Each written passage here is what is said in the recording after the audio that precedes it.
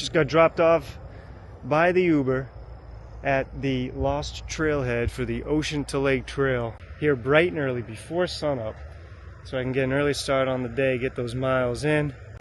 Behind this camera is Lake Okeechobee. You won't be able to see it because it's pitch black. But down there in that dark abyss is the lake. I have officially connected my footsteps. I don't know if you can see this trail. This is the Lost Trail, the Lake Okeechobee Scenic Trail, which I rode my bike around the entire lake last video. All the way around, about 112 miles. Just connecting the footsteps now to my bike trail, to this path here, and on to the ocean to lake. Let's go. I think there's a register somewhere, so we'll just go sign in and be on our way shortly. Once you're in the parking lot, you just saw the sign for the trailhead back there, and then you kind of walk down to this parking lot. There's a little bike rack here, the kiosk, little trail register here. This channel's officially in the books here for the OTL. So obviously starting this during daylight would be a little bit easier to find. Yeah, see the orange blaze, you see that, right?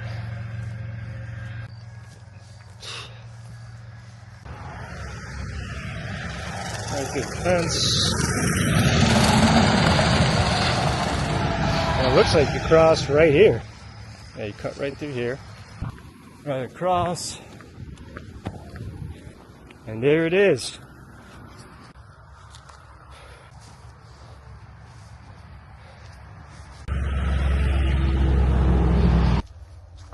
Not gonna lie, this is a little creepy going through here. It's so dark.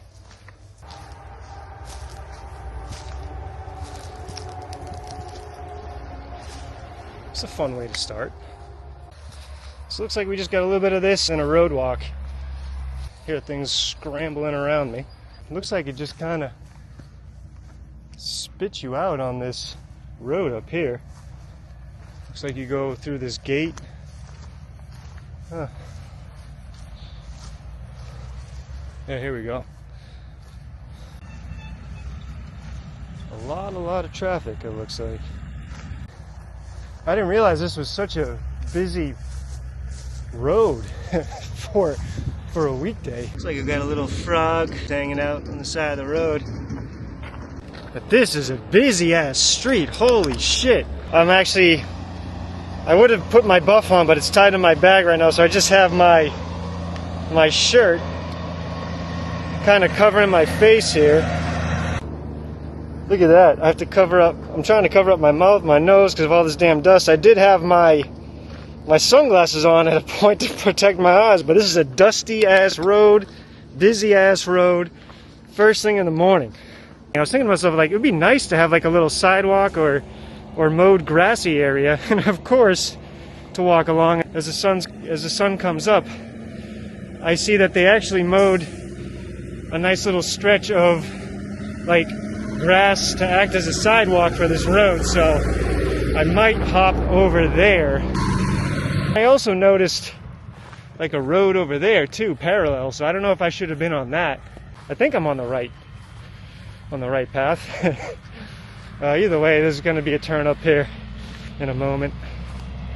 You'll come to a point where you'll hit this mine entrance, and clearly the sign says go right, so we're going to go straight down this road here. So do not enter the mine. Although this, if you keep going straight, that will take you to where you need to go if you go straight through, but that's private property, so the route is around it, so we have to go down and around this road. So we do not want to go straight because there's more private property there, no trespassing, I believe. So you're just going to go here to the left. You can see the blazes on this post. I think there's a few road walks over these next couple days, but for the most part we'll be in the woods. And there is forecast of rain, I think, for today, but I think the worst of it might be later on in this afternoon. I don't think it should be too bad. It's been pretty dry out here over these past couple months. So filtering water is going to be interesting. I see there's I was reading through the far out comments. Looks like there's a few water caches along the way for this trail, so that's good. The sun's starting to come up. So over there is the mine, so we don't want to go that way. As you can see, the trail right here telling us to turn right.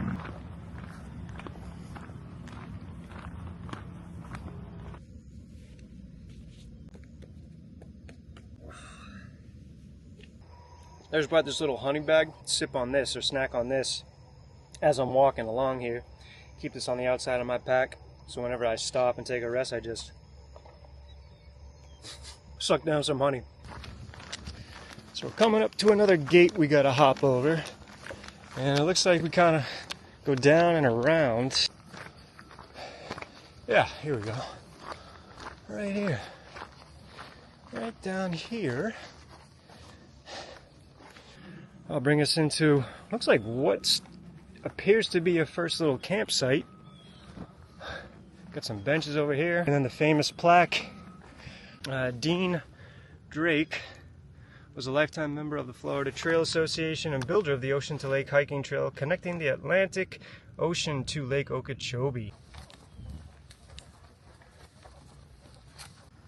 So this is where you could fill up, but I just saw a gator in here. Literally as I turned on my camera, he dipped away. If you do have to fill up here, just be mindful. There are gators a-lurking. Look at this. So this section all green with lilies. This section over here, clear. Oh, there's little baby gators right here. I don't know if you can see. Hanging out. Gotta watch out for mama.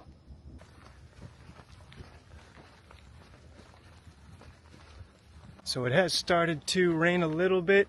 It's like been off and on, but it's actually very much welcomed. Keep me nice and cool. If it's like this all day, that's perfectly fine. As long as it's not like, you know, torrential or like a thunderstorm or something, which I think could potentially happen later today, but you know, this is great. Nice light showers off and on. Get that cloud coverage. Perfect hiking weather right now. Coming up to another turn, we're gonna go right. So the OTL kind of shares it with the white trail here, which I believe is part of the Dupuy trail. I don't know the exact name of it, but you can see it's orange and white blazes now. Coming up to the Loop 4 campsite, a little over 8 miles in on the day. It is about 10:15 a.m. so got here a little bit later than I expected. But this is it. Here's the kiosk. Let's see here. We're here at Loop 4. Next stop would be Powerline. And after that, Little Gopher. And after that, Bowman. And then I think Big Marsh is somewhere in here. So I don't know. We'll see. We'll see how far we get today. You would continue on the trail going this way. But we'll take a quick peek down here. Let's see if there's any water caches. We'll check out the creek over here on the right. Yeah, it looks like there's a little bit of water in there. Got picnic tables. Got fire pit. This is actually, wow, they really cleaned this all out. Before it was like a lot of high grass. But you got a pump here. Oh, this looks like it's working. Yeah. Oh, actually, that looks pretty good. I see a big old water cache over here, I think. Damn it. All empties. No one cleaned this up. I don't know. That water looks a little swampy. This is where I actually have my introduction to backpacking, right here. So we're going to take a quick little break here, drink some water, maybe filter up. So this was a solid little rest stop. Moving on though. Continuing forward to, I believe the next stop is Powerline.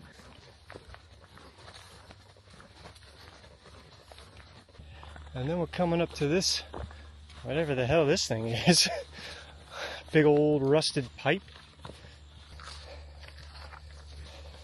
I'm getting tetanus just looking at this thing. What's inside? Anything inside? There's that feeling of just being out on trail in the middle of nature, whether with a group of people or by yourself. You just have that feeling of peace, tranquility, healing, mental clarity, and just immersing yourself in nature you got to do it for more than a couple of hours, preferably days. Like even a day after a day hike, I get that feeling. I don't know, something about it. Something about just being out in nature, camping, through hiking, backpacking, whatever you want to call it, just immersing yourself. It just feels amazing.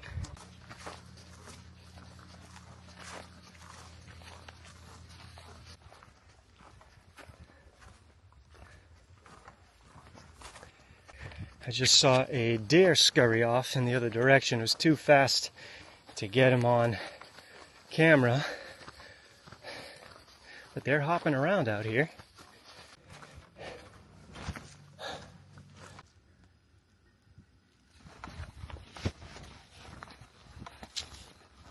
We are coming up to the power line campsite. Got a nice little canal over here in case we want to fill up there. Eat up, charge up, load up on some water, and then we shall continue on.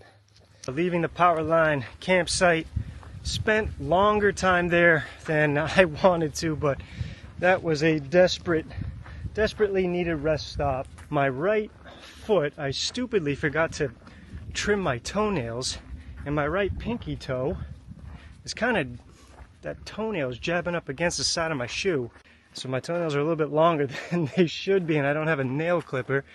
So lesson learned there. But other than that, everything else feels pretty good. How I get through here, I don't know. To get around, okay, maybe see. I see, just don't cut yourself on the barbed wire here.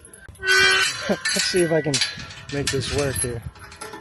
Alright, figured it out. Just kind of hook it around. I don't know. It works. And we continue. I can hear the power lines buzzing above me. All that electricity, all those volts running through. So these two orange blazes, and I totally almost still ignored them, because when you're looking at the trail, it definitely leads right out to, I don't know if you can see it, but there's a road right out there, and you could easily miss this section here. So once you see those blazes, there's two blazes telling you to turn right there, so don't ignore them. Even though it's very easy to just keep your head down and follow the path. Almost did that. The annoying thing is the amount of spider webs that are just stringing across these trees. So annoying, they just keep going in your face and your mouth. But this section looks like it should be all underwater, but it's not. You see? This is pretty much like a cypress dome. You can see where the water level should be. You know, this is very dry.